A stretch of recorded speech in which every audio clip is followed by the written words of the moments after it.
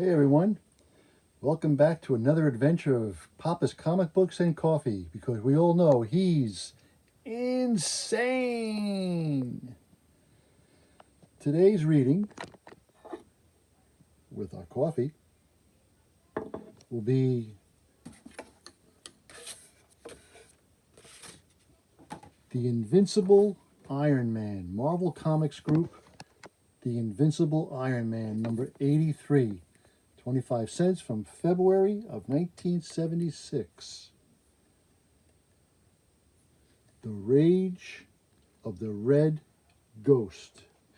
Written by Len Wein, artists Herb Trimpe and Marie Severin.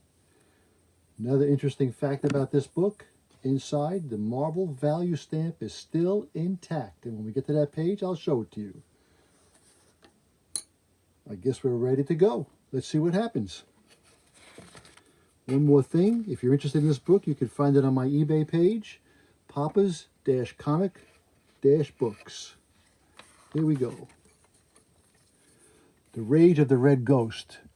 First he is falling, battered, almost senseless in his struggle with the super apes, plunging helplessly from the roof of Tony Stark's penthouse apartment towards the sidewalk, waiting so very far below. Then he feels the impact, gleaming armor smashing savagely into the pavement, and the sound of twisting metal is truly terrible to hear. Unimaginable pain explodes behind the eyes. He tries to scream, but cannot, and everything fades swiftly into black.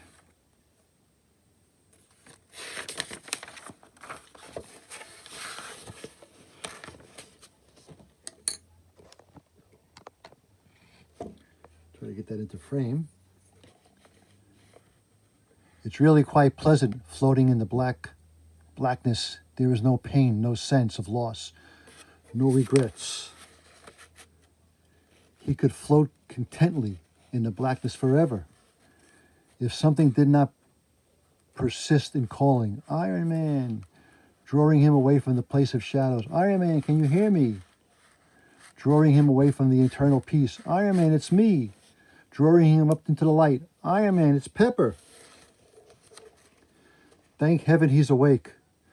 Thanks for bringing him inside, fellas, but you can go now. Iron Man's armor protected him from the fall. He's going to be all right. Anything you say, Miss Hogan, but you tell Shellhead to have some x-rays taken anyhow. With a fall like that, one can never tell. As soon as the medics are gone, hi, honey. Looks like I screwed up again, didn't I? Oh, Happy, I was so worried. Here, let me take that helmet off so you can... Huh? The mask won't budge. Gotta depolarize it first, sweetheart. There you go. It'll come off now. Oh, Happy, why did you do it, darling? Why? You promised me you'd never wear this metal suit again. Come on, honey. You know I was only wearing it to show so Tony Stark and Iron Man could both appear in the same party. What was I supposed to do when the Super Apes kidnapped the boss? Just stand around and watch? All of which was detailed last issue. I understand, Happy. It's just that there's somebody at the door. Just lay there, darling. I'll send whoever is away. So it's you, Mr. O'Brien. Aye, and I'd like to have a word or two with Iron Man now, Miss Hogan. O'Brien, but after the way you punched Tony Stark earlier tonight, we had nothing to say to you. Then I'm afraid I'll be having to insist, ma'am. You'll insist on exactly what gives you the right to be sure, and this badge gives me all the right I be needing, Miss Hogan. Now I'll be wanting to talk to Iron Man about his boss's alleged kidnapping. Ma'am, I can either do it here or downtown. Ah, we got Thor over here. Son of Origins of Marvel Comics by Stan Lee. The Bicentennial Calendar, 1976, everybody. Remember that year?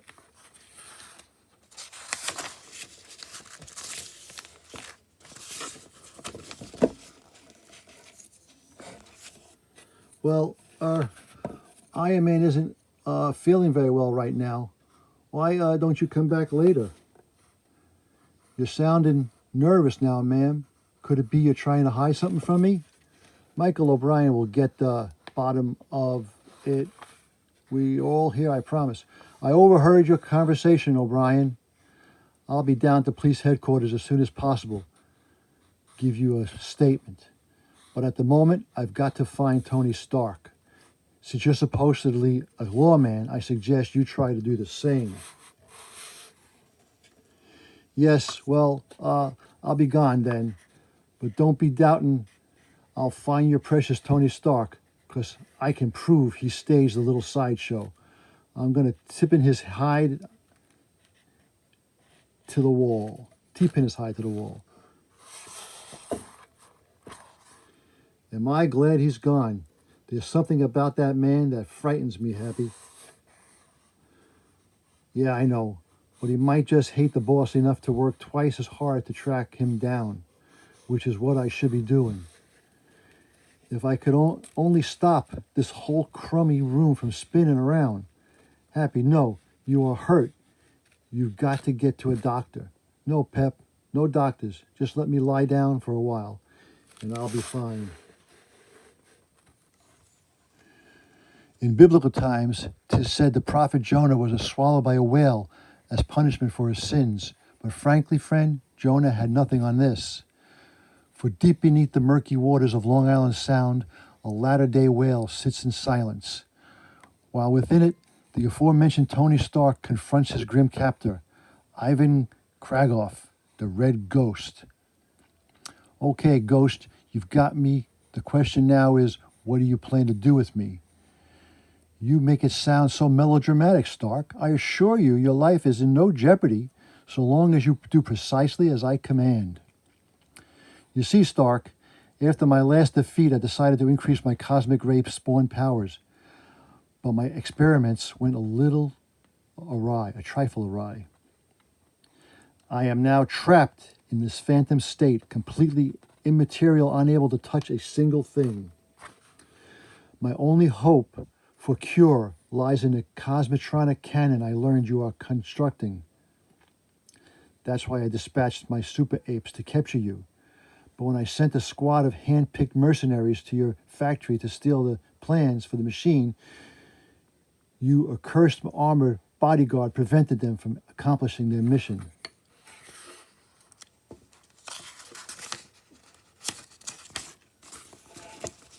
Oh, Big Jim's in the pack.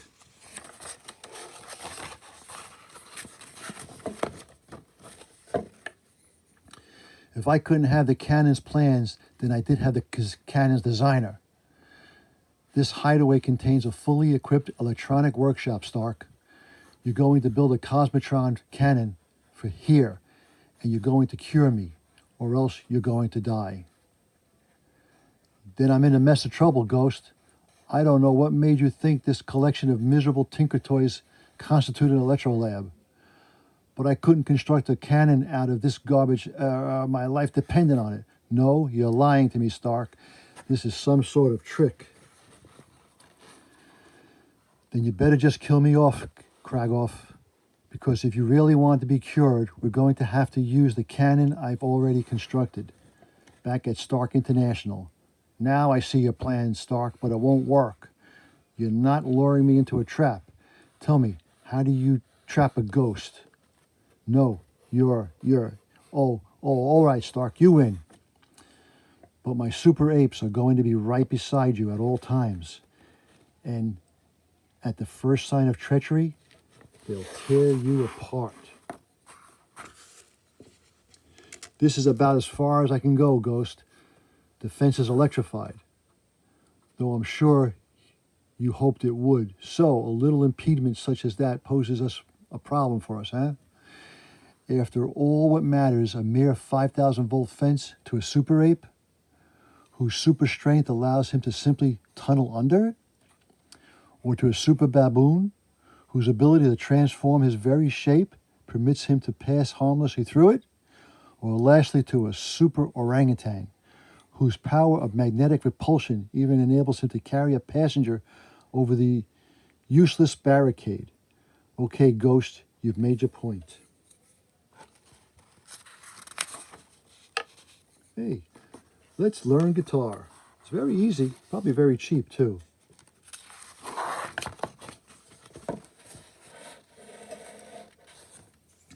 And as far as myself, Stark, well, my ability to transgress this flimsy little fence is the very reason we've come here.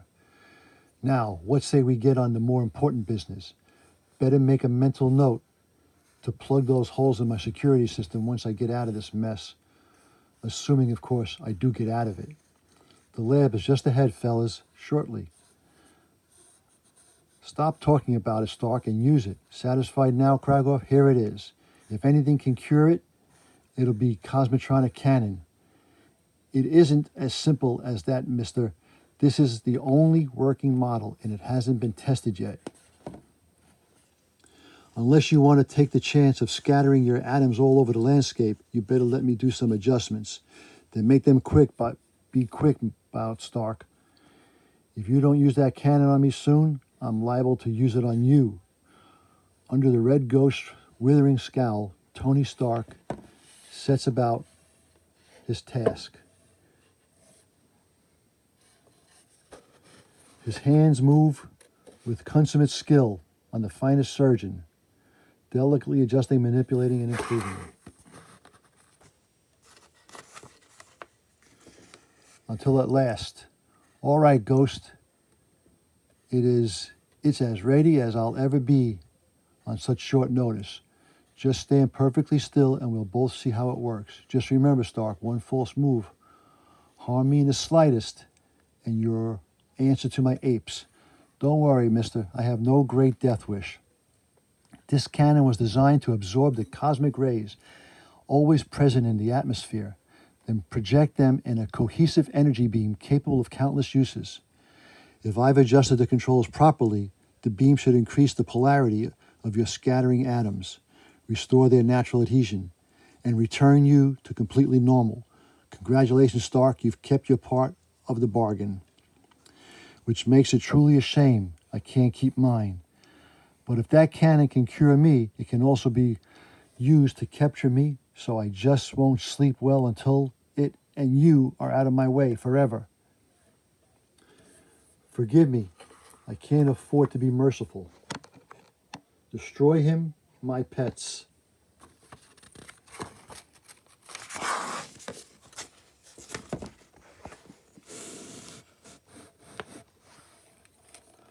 You know, Kragoff, I had a feeling I couldn't trust you. So I took the precaution of equipping the cannon with this. It's not much more than a simple smoke bomb, but it'll do. If you want to kill me, Ghost, you'll have to find me first. For several interminable moments, the super apes stumble about in the billowing miasma, searching in vain for quarry, who has seemingly vanished into the mist. Then suddenly, look, my pets, there is smoke, it's Stark. Get him, let's slay him. Sorry, Red, but Mr. Stark couldn't stay. Would you settle for me? Iron Man?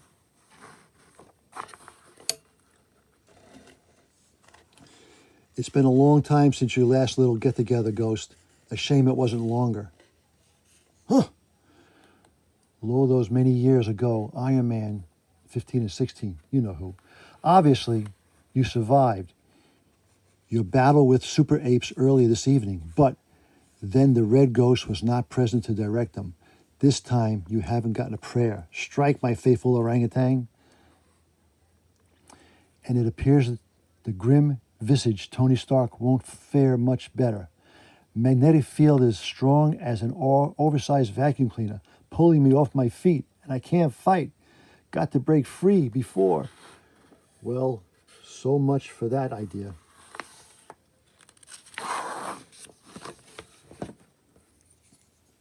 That's it, my pet. Use your power precisely as I say. Keep battering that iron-garbed fool against the walls until he is pulped inside his metal shell. Now, that's the most unpleasant thought I've heard in a long time. But it's liable to happen if I can't turn the Orang's attack against him, let his magnetic field flip me over till I'm pointed right at him. Then pow. Did it? My repulsor blast caught him full in the chest, forced him to drop his magnetic assault. Now all I have to do is drop him. Chittering angrily, the anthropoid rises to its feet, only to be swiftly felled once more by a single blow from a gleaming iron fist. Whoops. And on this page is the marble value stamp for this issue. Again, like I said, it's intact in this book. As Bob Seger would say, let's turn the page. Oh, look, Law and Order Frontier Style, the gunfighters. Earn money, valuable prizes, or a drafting kit, whatever you want.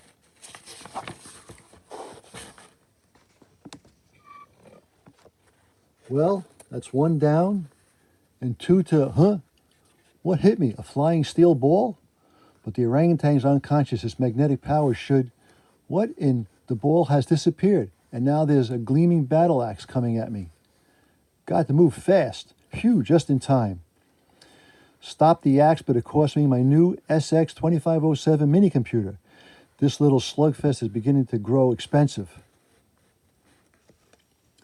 I only lured the Red Ghost to the plant so I could get to my spare Iron Man outfit. But the situation here is starting to become critical. Oh, come on. Okay, that cuts it.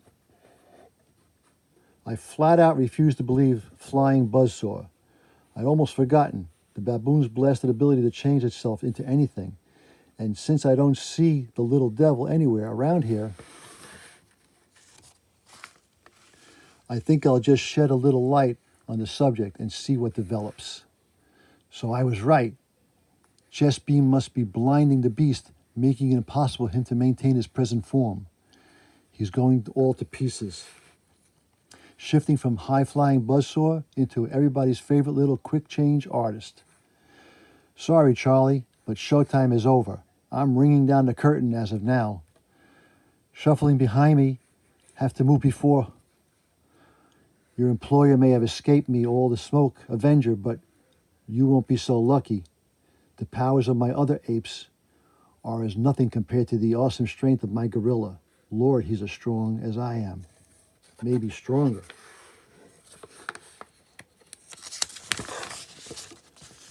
All right. Exercise, you could be as flat as that guy.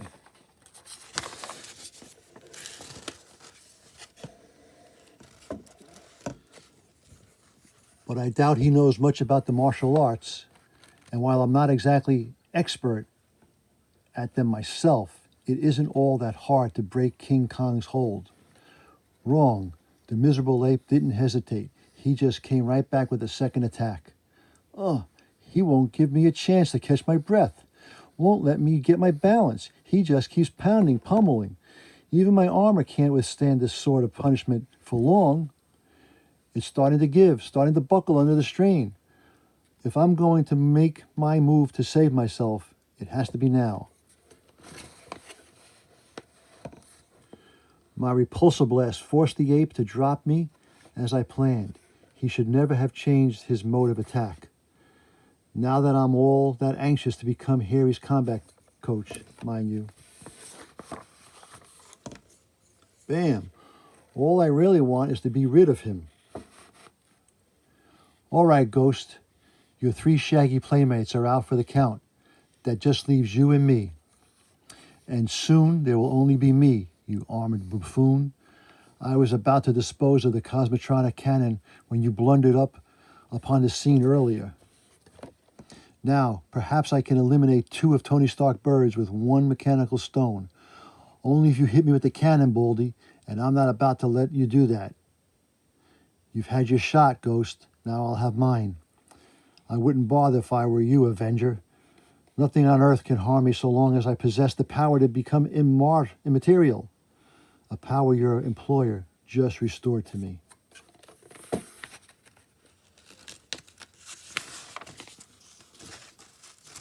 Oh, Spider-Man in a kidnap caper.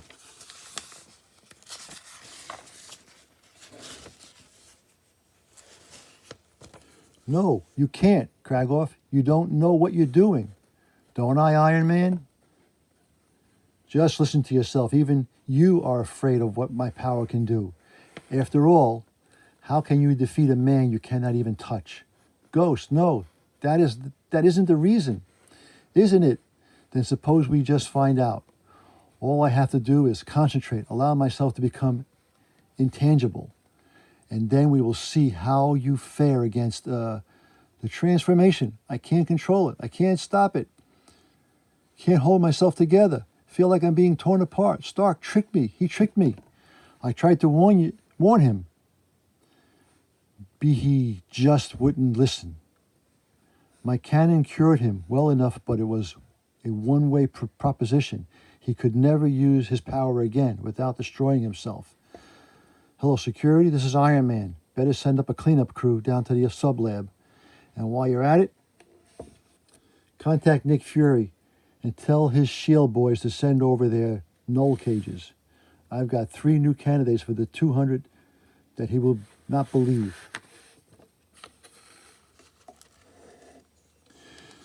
The morning sun hangs well above the city.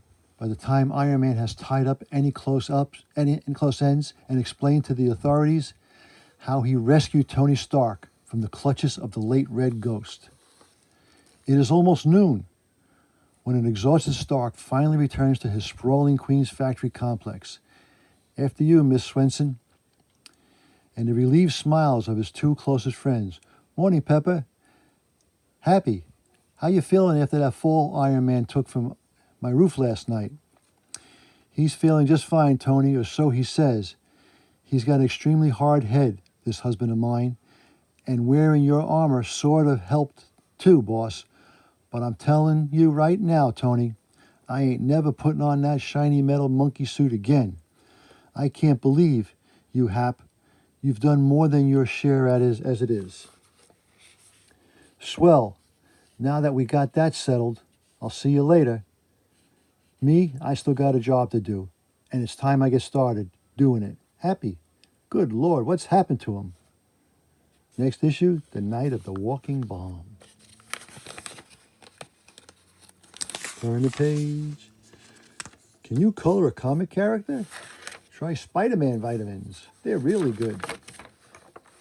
Evil Knievel Chopper. Well, guys, that is the end of that book. I hope you enjoyed it.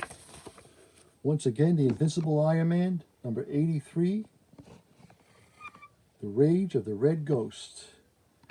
Again, this is available on my eBay webpage if you want it, Papa's-Comic-Books. Until next time, don't be insane by Crazy Eddie. We'll talk to you later. Bye.